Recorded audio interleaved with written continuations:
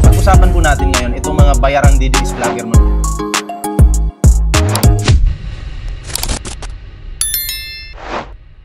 So ito kasi yan.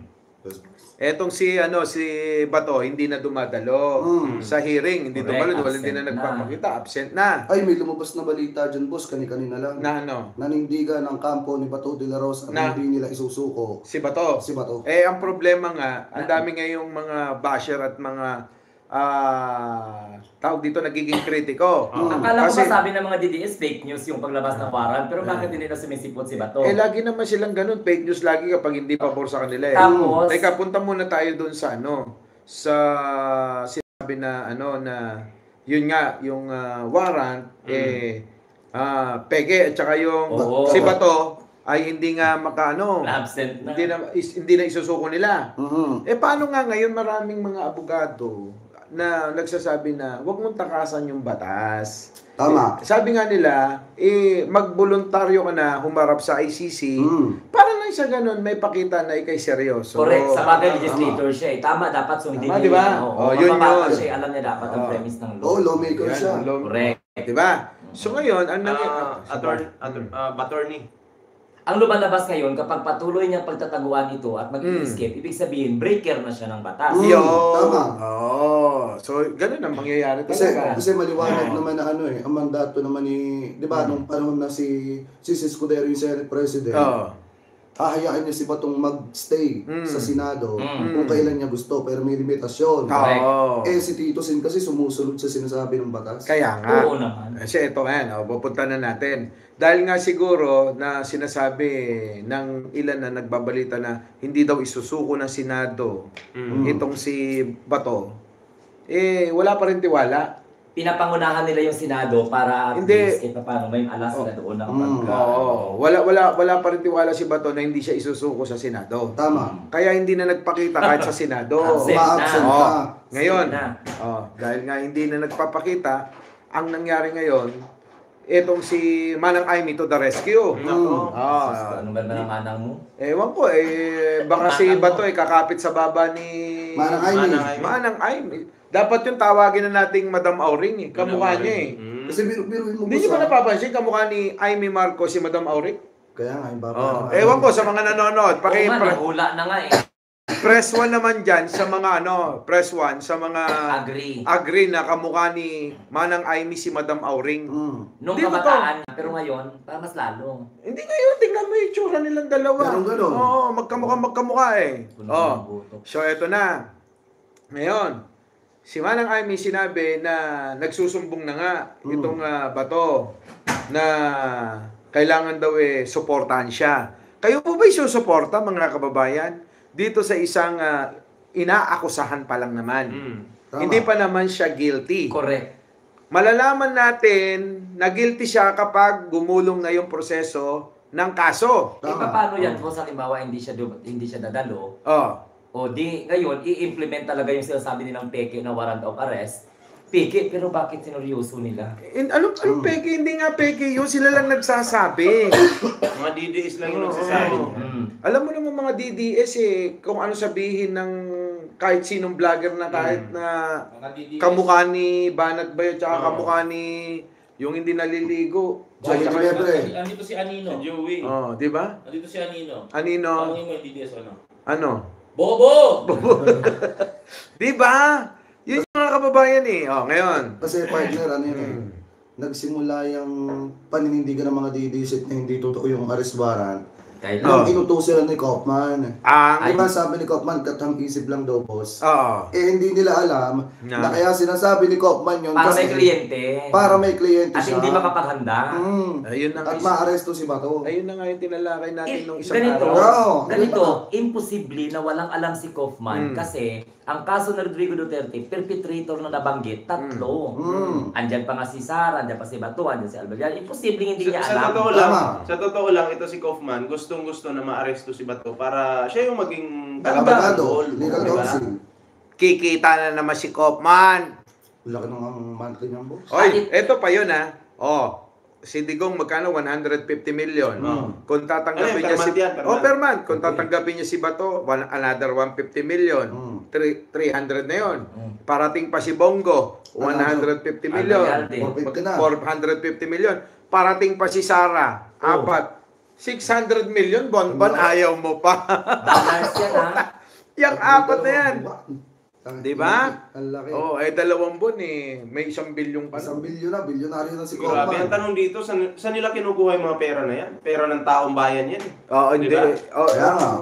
yung iba hindi. Sa droga daw eh. Yung iba, Blood money yung daw iba naman sa blood money. sugal, sa pambubudol nila, doon nakuha. Oo. Di ba? At saka ganito, si Bato tigas ng ulo eh. Oo. So, ibig sabihin, hindi sinusunod ni Bato si Sara Duterte kasi ang tagal na pala niyang sinasabihan itong si Bato na umaganda Oo. ng kanyang ICC na lawyer. Oo. Ay, Eh paano, inichapwera ni Bato de la Rosa, Ang alin? ang advice ni Sara, so ibig Oo. sabihin, walang kwenta yung mga advice ni Sara, hindi na pinakinggan. Hindi, minsan si Sara parang gusto nang suluhin yung lahat ng grupo ng Duterte camp eh. Tama Parang po. lahat na lang ng mga magiging sagabal na masosolo niya, isa-isa niya na lang Papatusin. Dinedispatch ginagawa ng parang para mawala sa landas eh. Oo. Kasi biruin nyo doon sa sinabi ni Sara Duterte na, pinayuhan niya si Batong maganda ng abogado. Ah, Doon pa lang nakangahulugan na ayaw na ni Sara makialam. ayun naman. 'Di ba? So, ibig Suluhin na sabihin, lang ni inichapwera Bato. na si Bato. Tama, Ah. suluhin na lang ni Bato yung problema niya. Yun ang premyo ng bobo na nagpakasenador sa mga Duterte, iwanan din pala siya. Dito ako excited. Alam niyo kung alin? Tapos boss, Yung pagdating na kay Bongo. Nako. ay, Alam niyo, minsan naiisip ko, mukhang sinasadya ni Sara ito eh. Kasi yan ang... para mawala si Bongo. Oo, kasi syempre, si Bongo hindi naman habang buhay gusto alalay. Correct. Tama. Minsan naghahangad din niya na narinig nga natin na Maging presidente. nangangarap maging presidente. At saka nag-file talaga. Baka nga makalaban pa niya sa 2028 yan si Bongo. Tama. Ay, kaya ngayon, naiisip ko, Mr. President, drama nyo lang ba ni Sara to? O di kawawa si Bongo. Para bang may usapan talaga kayo ni Sara na lahat ng mga kagalit mo mawala sa landas ni Sara? Baka nakalimutan nyo. O yan ang dapat isipin. Isipin DDS. nyo, dahil kayo naman, ang bababaw mag-isip ng mga DDS, hindi maisip ito. Kami naman sabi. Ang alam lang naman ng mga DDS, mura. Correct, mabanta, Mang Bash. diba? O, Tingnan sabihin nyo, ko na, Sir Mike. Para lang ipaalala namin sa inyo, nung eleksyon, si Sara pinatakbong presidente, pero hindi sumunod sa tatay niya. Bakit? Kasi ayaw niyang makasama si Bongo. Kasi si Bongo magiging busy dapat. Di ba? At ang preparasyon niyan, anong sabi ni Sara? Gusto ko muna si Bongbong Marcos ang tumakbo at mag-a-apprentice ako para matutunan ko ang pagiging presidente. Tama. Sabi niya yun! Doon pa lang, pinaghandaan na hindi makalusot. Ito si Bongo, naluyan kay tatay. Ngayon, galit sa tatay yun. Ewan ko ba kung bakit anong galit niya sa tatay niya. Selo siguro yun. Unang naiinis siya kasi parang Hindi kaya siya mas pinagbibigyan. malalim pa. Mas tawag dito. Tinuring kasi daw ni Digong na anak si Bongo kaysa kay Sara. Di ba? Hindi kaya mas malalim pa. Ito may chismis lang naman. Baka Bago hindi niyo siya, pa alam. bago siya. Chismis lang mga kababayan Sabi daw kasi, Kunin ko lang yung susi doon. para daw parang meron daw Yung issue. sleeping pills, yung- Parang may issue na Jake, asan si Digong at saka si Sara kasi Patukin mo kasi sangkay. parang daw. Ito yung 21. chismis lang. Daw to. Di umano daw. Hindi alam na siguro nila. Shout out muna sa lahat ng mga manonood ni Boss Mike Cervera. Ito Agnos. pabalikan natin na kaya daw galit na galit yan sa tatay. Kasi daw parang may Sa anong? Okay. tagal magpaliwanag meron naman kayo pinaglalaban. Kaya galit ako sa gobyerno ngayon noon Digong namumuno o panatag ang ako ngayon Hindi maintindihan. Di ko Ganito kasi yan. Di ba sabi nga ni Sara Duterte. Sabi nga ni Sara Duterte. Di ba boss, alam naman ni Sara. Teka, ito, madalang beses na daw sila inaakit ng adik. Hindi, ba't yung sisisi sa kay Pangulo yan? Bakit di nyo sisihin yung kapitan nyo, yung mayor ninyo? Tama. Babantayan kayo ni Presidente? Ito naman itong mga tatanga-tanga talaga itong mga ito. 2130. 2113 meron na. Ang kulit mo naman. 2130. Okay. Oo. Kalimutan ko. Buti pa ako naalala ko yung kwarto nyo. Oh, di ba? Oh. Di ba? Ano? Oh, hello daw, ballpoint. Buti pa rito. Oh, nakikita ka. Pachuchay. Sino pa? Kayo mga kababayan ko. Oo, DJ Byron, nandiyan pa. Oo, nandiyan daw. Shoutout Catherine Galpo. Oh, mga engot po. Talaga. Kaya nga, lahat na lang na mangyari sa inyo. Inakyat kayo ng akyat bahay ng mga adikan nyo. Bakit kayo nagpabaya? Saka bakit hindi kayo nag-report? Alam nyo naman palang adik yun. Ito pa, sa panahon ni Digong, merong mag-ina na, bata pa yun na, nakadiaper pa yung anak. Naningil lang ng utang. Tapos, ginahasa yung nanay. Tapos, yung anak niya, tinanggalan ng diaper. Panahon ni Digong yun, ha? Oo. Ano tawag doon? Kasi kayo, makinig nga kayo, no? Hindi lahat ng masamang nangyayari sa inyo kasalanan ng gobyerno. Tama. Minsan kailangan nyo rin sisihin yung mga sarili nyo sa mga kapabayaan ninyo. Di ba? Lahat naman tayo may nangyayaring masama eh. Pero kung iisipin natin na lahat, wala tayong kasalanan, gobyerno na lang lagi. Ay, hindi naman pwede yun. Teka muna, baka hindi nga kayo may kasalanan, hindi gobyerno may kasalanan, baka yung utak nyo, kailangan nyo na ipa-check up yan. Tama. Di ba? Kasi lahat na lang kasi ipagsisi sa gobyerno. Pati pambili ng hindi nila mabili, sisi sa gobyerno. Pag hindi ka pabor sa kanila, sabi anong maraming adik? Saan ba maraming adik? Ba't hindi mo isumbong sa pulis? Kay kapitan, kay ibig mayor? sabihin, Sir Mike, kung hindi sila nagsumbong, ibig sabihin, responsable din sila. Baka sila yung adik. Di ba sabi nga ni Roque, kapag ka daw nakakipag-usap daw sa patay adik, di ba si Digong nakikipag-usap? Pakita natin dito. Pakita mo. Pakita natin. Kinausap yung magulang niya, may paiyak-iyak pa. Yun. Ginamit pa sa drama. Ikaw tumira niyan. Bakit ba umiiyak yung si Digonggo. Diba? Sa tungkol ng tatay niya. Hindi ko makita yung GC natin. Ha? Kakain ka, gutom ka na naman. Puta, kaya ka tumataba, hindi ka nagda-diet, hindi ka pumasa. Saan? Di ba hindi ka pumasa dun sa Huwag mo nag-discuss dyan, nakakahiya naman dito. Hindi ko nga masabi, parang gusto ko sabihin. Aminado naman ako. Mag-diet ka na kasi. Magpa-diet naman ako. Pagbigyan nyo na ako sa diet, makakain man lang dito ng masa ng ano. Lang ano? Candy. Yung lamb, tsaka yung ano. Ay, bahala ka. Alam ko, huwag nyo na sabihin ko saan ako di pumasa. Oo, at saka alauna na, wala ka lang makakainan. Meron. Di ikaw. Oo, di mag-take out ka, dali mo rito. Yung pwede na ano. Bahala ka. Dito na. Anong oras pati?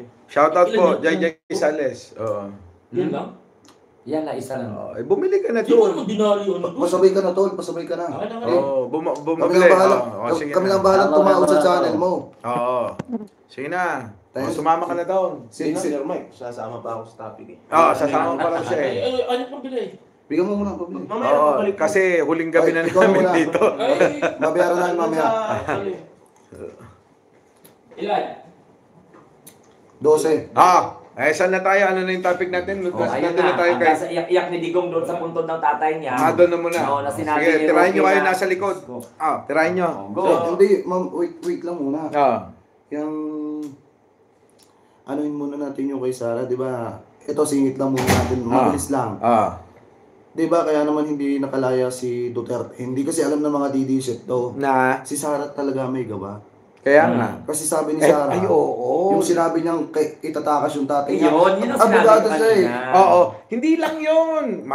Sabi ko sa'yo, maraming mga pwedeng i-consider na si Sarah talaga may pakananan lahat eh. Tama. Bakit kanyo?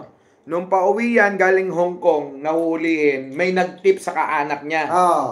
Di ba? Sino ngayon ang nag-tip na kaanak? Anak daw yun. Anak yun. Sino? Pilit pinapauwi si Duterte, dapat hindi uuwi si Digong. Di ba? Di ba nag-viral din yun? Oo. Kasi may isa siyang kamag-anak na talagang Anak. pilit na pinapauwi. At sinabi wala daw warrant. Actually, At sinabi isa sa niya- mga anak. At sinabi ni Roque din na nalaman daw sa anak na ang warrant niya local lang naman.